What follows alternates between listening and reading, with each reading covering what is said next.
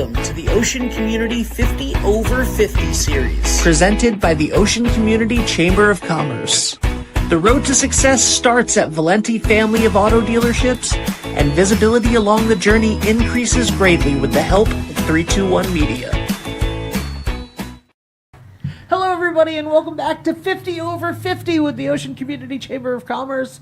My name is Ben Barber from 321 Media. This is brought to you in part by us and, of course, Valenti Family of Dealerships. Want to say a huge thank you to them, as well as a big thank you to all of the Chamber champions scrolling along the bottom of the screen.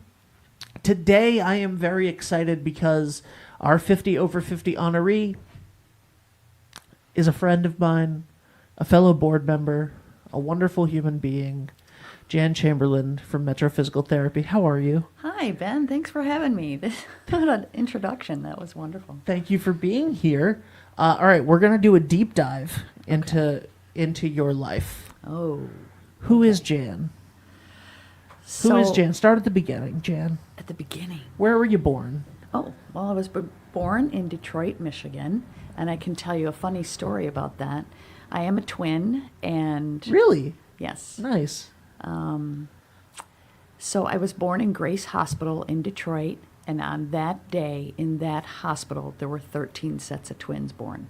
What? Okay, first of all, I feel like 26 babies in general is a lot for a hospital. Maybe not a city, but I feel like 26 babies in a hospital one day is a lot. It is a lot. 13 sets of twins, though. Yes. What was in the water in Detroit? So I'm not sure. Okay.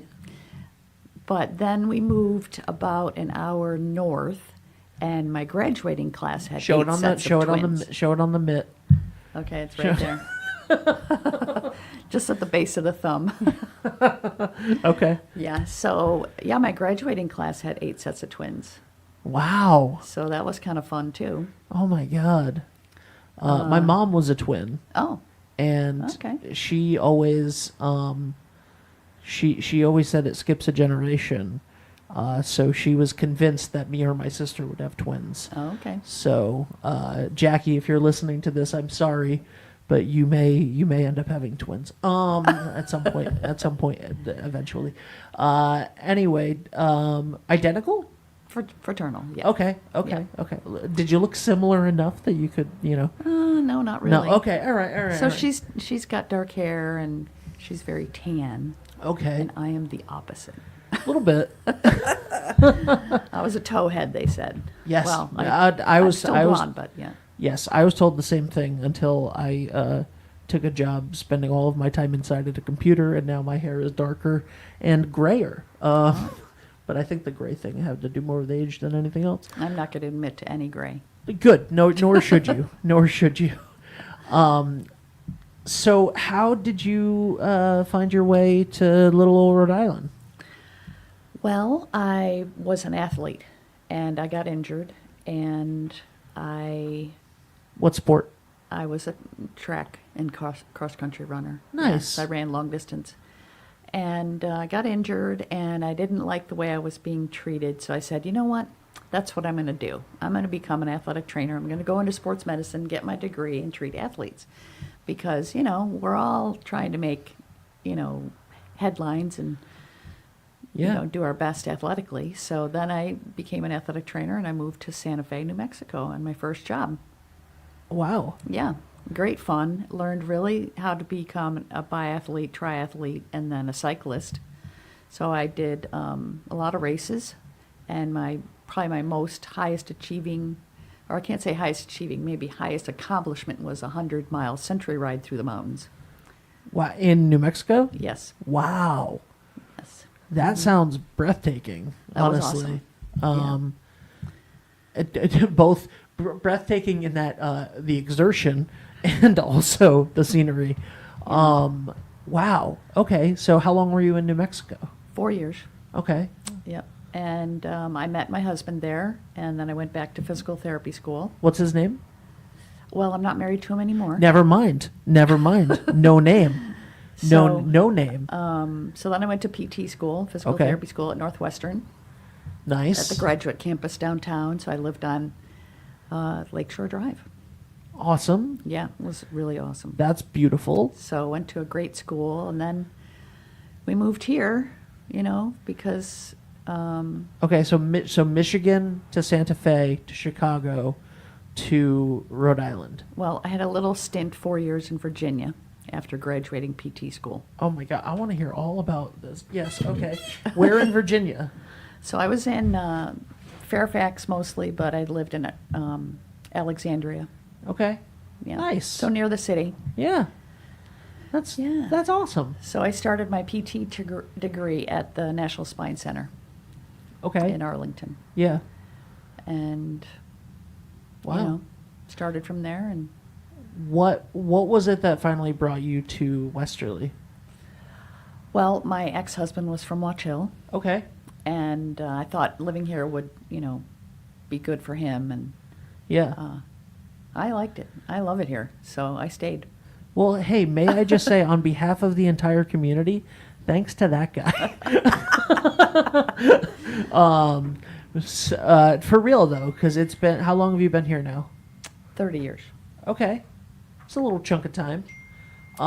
You clearly liked it when the other places were, 4-year stints and stuff like that. Yeah. What's your favorite part about the community? Oh my gosh. I love our community. I think we have the most friendliest community that I've ever lived in. And I've, as you know, lived in 5 or 6 different places, and you couldn't ask for a better patient population since I deal with patients. Yeah. And just people, friends and connections. I think this community is really engaged in a lot of different things, not only just events, but with each other. They're committed to each other. And I see that so many times over and over again, whether it's a friend helping somebody out or, the community giving back. So Yeah. I love our community. And, when I lived in different cities, it just there was no comparison. It's much colder. You're much more alone in a city. Yeah. Whereas here, it's definitely family. It is, Yeah. for sure. And that's not just because Lakeshore Drive is synonymous with being freezing cold. Yes. Yes. Freezing cold. And, when I was there, it was 50, 55 below. Oh my God. Yeah. Well, I'm glad that Westerly could warm your heart. With the wind chill factor, it was really like 11 below. But for 5 weeks, Yeah. was 5 weeks of 11 below just with the weather, not the wind. No. Was no, at one point I decided I'd had enough of that. Oh my God. It was like it used to take me 45 minutes to walk 5 blocks Yeah. because I'd get blown away. I always wanted to go to Chicago because of movies and TV shows and the Cubs and the Bears and all of these Yeah, great things, the and the Bears. Bulls. Obviously, growing up in the '90s, the Bulls. Yeah. And then one of my friends went to Chicago for college and came back in the spring and told us about the winter, and I was like, I don't ever want to go to Chicago for the You can go to in the live. summer. Yeah, I'll go in the summer. I'll go in the summer. I don't want to experience that. That's too cold for me. Well, I think it's exciting in that it's challenging to see if you can cope with that kind of weather. Yeah. And Michigan weather is wasn't. Well, so that's big true. You then. grew up in Detroit, so you're used to it. But not like that. No. It's called the Windy City for a reason. Yeah. Yeah. Yeah. That's But they had great pizzas. There you go. I went to college in New York, and there were you would turn down an avenue, and it would just become a wind tunnel. Yes. Well, And- New York is like that. Yeah, and it was I was like, I can't believe it felt like it dropped 30 degrees when you turned a corner, and then when you turned another corner, it felt like it went back up 30 degrees. Yeah. It was crazy. So yeah, I definitely wouldn't have been cut out So for in Chicago, every corner's 30 below. Yeah, With yeah. the wind. No thanks. No thanks. Santa Fe sounds nice though. Santa Fe was great. Santa Fe was such an athletic community. Yeah. Everybody was on some sort of vehicle, be it a bike, a mountain bike, a trike, a running. That's awesome. It was just fascinating to see so many people out on the roads doing stuff. Oh, that's really cool. So you've been here for 30 years. Mm-hmm. You've been a part of, you've been a business owner. Mm-hmm. Tell me about how starting your own physical therapy practice came to be. Well, pretty much everywhere I worked in clinics, I made a difference. And not to brag, but, I helped people. Hey, this is your, No, this is your celebratory. But I helped people, and I really, found that I Sure. really liked success. I really wow, that helped that patient. Wow, that patient, was able to walk out better. Yeah. And that was like passionate for me. I was like, wow, that's really cool. I love that. So I call myself a body mechanic. Nice. Because I like to fix things and make things, symmetrical and fix alignment. So I was like, you know what? I like this. So I thought, I don't know if I could ever run a clinic or own a clinic because it was very daunting. And I called up one of my good friends who's an orthopedic surgeon. He's retired now, Dr. Gashion. And I asked him, do you think I can do this? He said, Jan, what you're doing now, you can do it. So I said, okay. And I just needed someone to say, you can do it. Yeah. And so I did. And I learned, the first 5 years, a lot of hard knocks of, Sure. what? I have to pay taxes on property, I have to pay water, or certain things that I didn't expect. Like, and then paying so much in taxes. I'm like, oh my gosh. Yeah. But, I feel like I've grown a lot and learned a lot, and I feel like I've had a lot of good experiences. And I love being a physical therapist. I just think it's so fun. Yeah. That's awesome. Yeah. I mean, one of the worst things for anybody to experience is pain. Anytime, and I know that sounds like the most obvious statement in the world, but really, when you're in pain, when something in your body hurts, when you're injured, it can be debilitating. Even sometimes it's the smallest things, right? Sometimes your knee is messed up, and that's a problem. Sometimes your shoulder's messed up, and that's a problem. Sometimes you just tweak something and it ruins your day, right? How many people ever bit their lip and it ruins their day? Yeah. Now imagine walking around with a chronic injury. And so the fact that you said you helped people, yeah, taking someone's pain away, helping someone mitigate that pain and be able to use a part of their body that they weren't able to, helping somebody walk out a little bit better than they walked in. That's one of the best gifts that I think anybody could have is feeling better. And you for years and years and years now have helped people feel better, and that's amazing. Thank you. And I do think it is a gift, but you have to hone in your gift, just like Of any course. career job you take or choice that you make. If you feel passionate about something and you want to make a difference and you want to be really good at it, you have to be passionate about it, and you have to continue to learn. You have to delve deep, and it can be other things other than pain. Pain is obviously in your forefront of your brain when you have it. And I liken it to children. When children have pain, say they have a blister, and I remember going on a hike with about 30 young deaf children when I was in New Mexico, and one girl got a blister. And you would have thought it was the end of the world because the screaming and crying and all the girls were trying to carry her as if she had broken an ankle was so surprising to me. And it made me realize that people perceive pain in such different ways. Sure. And a pain other than something what we grow up with, like a scratched knee, or something that we know is going to get better, is different from pain when you tear a tendon or a ligament or break a bone, and it's scary.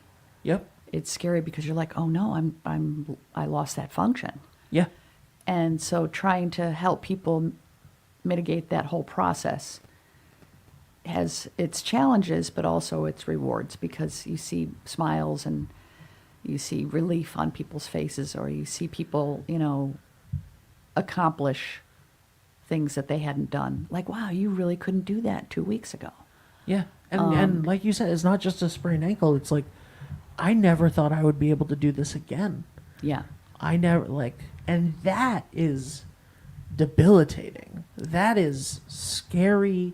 Scary. And like, isolating. So like, Yes, it 'cause it's really only is happening to truly, you. yeah. Yeah. And also it's so hard to explain your pain to somebody else.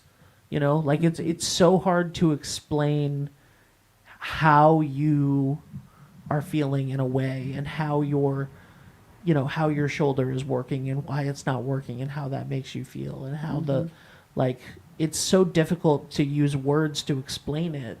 You know, authors for centuries have had to use metaphor because, like, there's a great quote from somebody, I can't remember who it is, but it's, to have pain is to know, to hear about someone else's pain is to have doubt.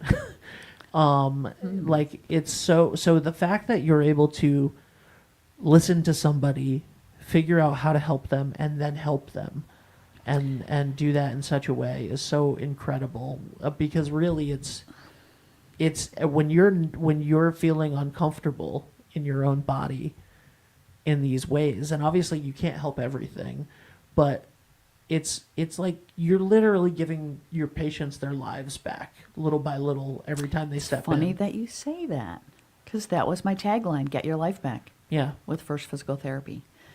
The other thing is that, you know, when you listen to a patient and they tell you, I don't know how to explain it. It's when I do a certain movement and I can't replicate it, but when it does that movement, it hurts. And so we try and, you know, do a lot of question and answering of, you know, well, can you lift a laundry basket? Can you reach behind your back?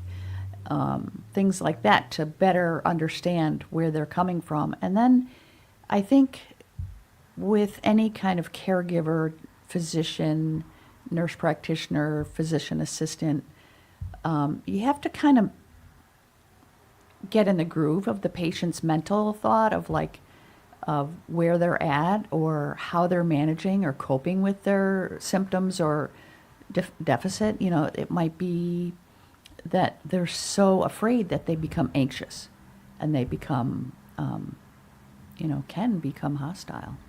Yeah. But you have to know how to manage manage your personality around their personality, so it calms them down, or it, you know, you have lend a listening ear and an open heart, and it's a lot.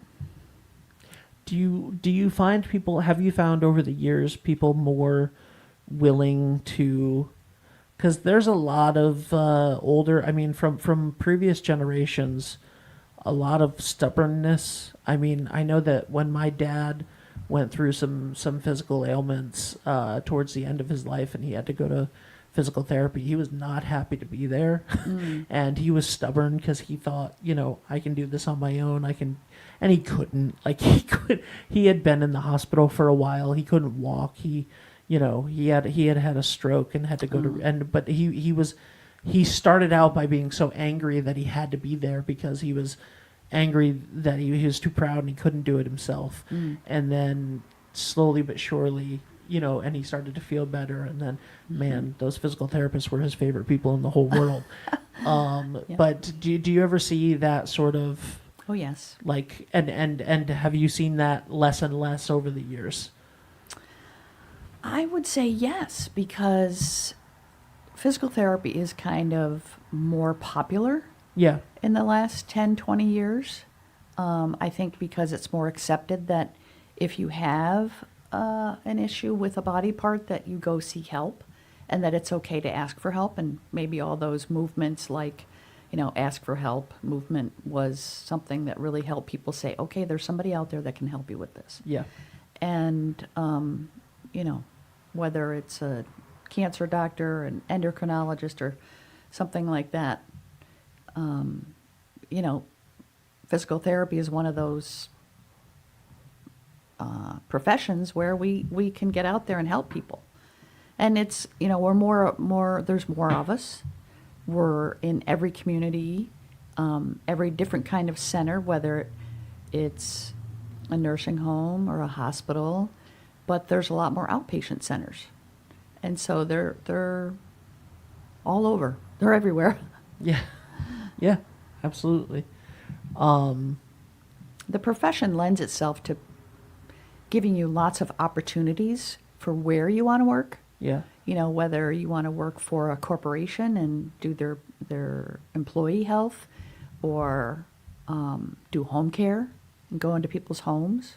There's just so many varieties. It's a wonderful profession for people that have children or that can work around their schedule.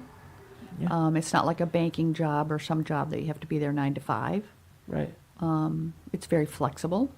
So it's a great career. Flexible is an apt word for physical therapy. Touche.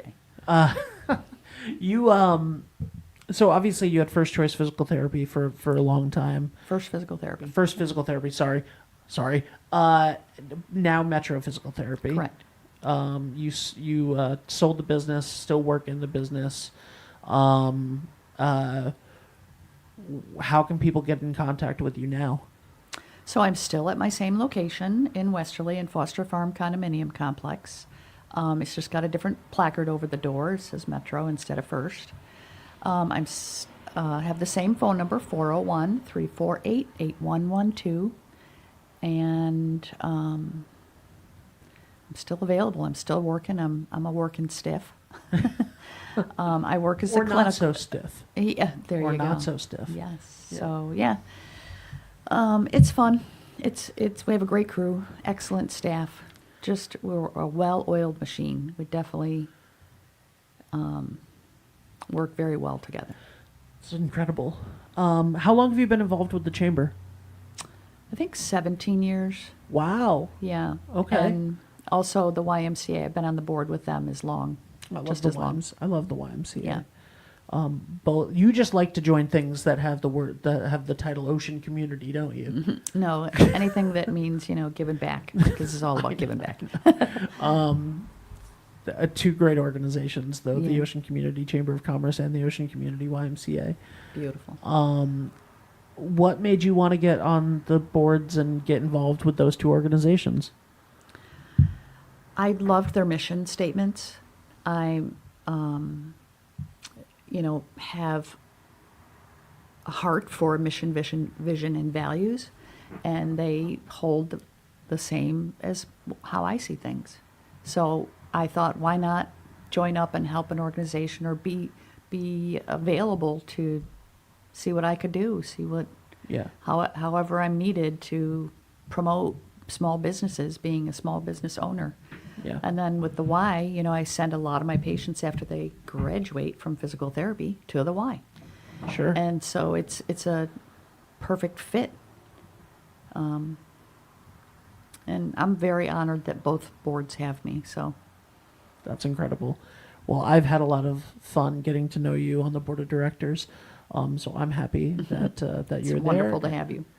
Okay, don't lie about that. I'm fine. I'm just there. It's not wonderful to have me. I'm just there. It's It's very nice. You have good to, input. I love your conversations and topics. Thank you. I'm mostly there to derail, as I am on these shows. But what did it mean to you to be one of the 50 over 50? Oh, wow. It's incredible. I mean, I'm honored. I mean, there are so many incredible people in this community and that do a lot. Like their plates are full. Like, how do they do all this stuff? And to be part of this is really humbling. It's really humbling. I'm definitely honored. Well, it is well deserved. And thank you very much. Thank you for being here. Anything that you want to talk about that we didn't get a chance to today? Because you can always come back. Okay. You're always welcome back. This chair's always open for you. Oh, thank you. Yeah, just be kind. I love it. I love it. Thank you, Jan. Thank you for you. everything. What a terrific 50 over 50, ladies and gentlemen, Jan Chamberlain, Metro Physical Therapy. Thank you guys so much for being here. Thank you for watching. Thank you to Valenti. Thank you to Valenti Family of Dealerships. Thank you to the Ocean Community Chamber of Commerce for 321 Media. My name is Ben Barber.